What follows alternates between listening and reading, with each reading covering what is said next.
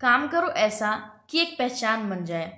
काम करो ऐसा कि एक पहचान बन जाए, हर कदम ऐसा चलो कि निशान बन जाए। यहाँ जिंदगी तो हर कोई काट लेता है, यहाँ जिंदगी तो हर कोई काट लेता है। जिंदगी जियो इस कदर की मिसाल बन जाए, जिंदगी जियो इस कदर की मिसाल बन जाए। Hello guys and welcome to my channel Study with Kajal Chaube, and in this video we are going to learn about figures of speech. What is figures of speech? A figure of speech is a creative use of language to generate an effect. ये एक अलंकार की तरह काम करता है। इसके अंतर्गत किसी भी सेंटेंस को उसमें ऐसे शब्दों का यूज़ किया जाएगा कि वो बहुत ही अच्छे तरीके से निखर कर आएगा, जो पढ़ने में और सुनने में बहुत ही अच्छा लगेगा। इसे ही हम क्या कहते हैं? Figures of speech. There are following figures of speech: simile, metaphor, personification, apostrophe, oxymoron, hyperbole, and onomatopoeia. Simile. What is simile? In a simile, a comparison is made between two objects of different kinds which have, however, at least one point in common. इसके अंतर्गत किसी भी दो different kinds की वस्तुओं के बीच comparison किया जाता है, लेकिन उसमें कोई एक चीज़ कॉमन होती है। इसको पहचानने की कुछ वर्ड्स भी होते हैं। The simile is usually introduced by such words like, as, और, so. For example, life is like a dream. जीवन क्या है? एक स्वप्न की तरह है। I wandered lonely as a cloud. Metaphor. What is metaphor? In metaphor, two things of different kinds are compared, but words of comparison as, so, like, etc. are not used. Metaphor में भी दो different kinds के वस्तुओं के साथ comparison किया जाता है, लेकिन इसके अंतर्गत एज, सो, लाइक और बाकी सब चीज़ों का कोई भी जिक्र नहीं होता है, यानी इन सब चीज़ों का, इन सब वर्ड्स का इसमें यूज़ नहीं किया जाता है। For example, life is a dream, Kalidas is the Shakespeare of India. Personification. What is personification?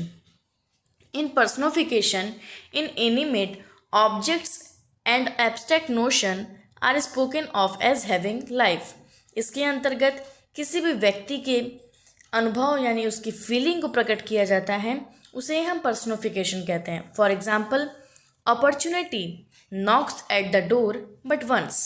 Next, experience is the best teacher. Apostrophe. What is apostrophe? It is a figure of speech that is used to address someone who is absent or already dead. It can also be used to address an abstract quality or idea and even a non-living object.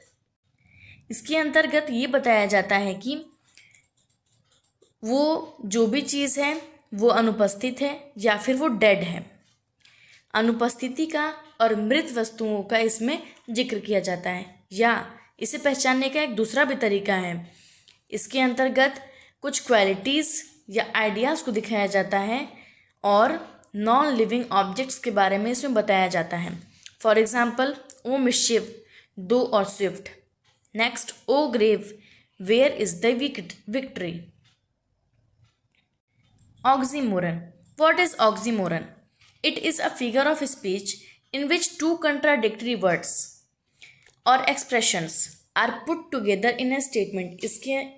इसके अंतर्गत दो विरोधाभास शब्दों यानी कि जो एक दूसरे का विरोध करते हों, उसको इस एक स्टेटमेंट में, एक सेंटेंस में रखा जाता है।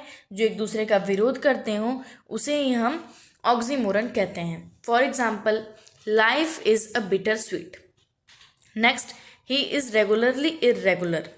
Next, it is an open secret. Hyperbole. What is hyperbole? It is a figure of speech in which things are shown as greater or less, but better words or worse than they really are. इसे हम अतिशयोक्ति भी कहते हैं। अतिशयोक्ति मतलब किसी भी बात को बहुत ही बढ़ा चढ़ा कर बोलना ही क्या कहलाता है? अतिशयोक्ति, और उसे हम क्या कहेंगे, hyperbole. For example, reverse of blood flowed in the battle, युद्ध में क्या हुआ, खून की नदियां बह गईं। ये क्या है, अतिशयोक्ति है, किसी भी बात को बढ़ा चढ़ा कर कहा जा रहा है, तो ये हाइपरबोले हो जाएगा। Next, he ran faster than the wind, वो हवा से भी तेज दौड़ता है। ऐसा हो सकता है क्या कि कोई हवा से तेज दौड़े, तो ये भी एक अतिशयोक्ति है, क्योंकि इसमें बात को बढ़ा चढ़ा कर कहा जा रहा है। Next, onomatopoeia. What is onomatopoeia? In this figure of speech the sound suggest the meaning, इसके अंतर्गत जो साउंड होता है वही क्या कहता है, मीनिंग को सजेस्ट करता है कि वो क्या है। फॉर एग्जाम्पल, हमिंग ऑफ बीज, the cats mu. Humming of बीज मतलब मधुमक्खियों का भिनभिनाना, द कैट्स म्यू बिल्लियों का बोलना। Thank you for watching the video.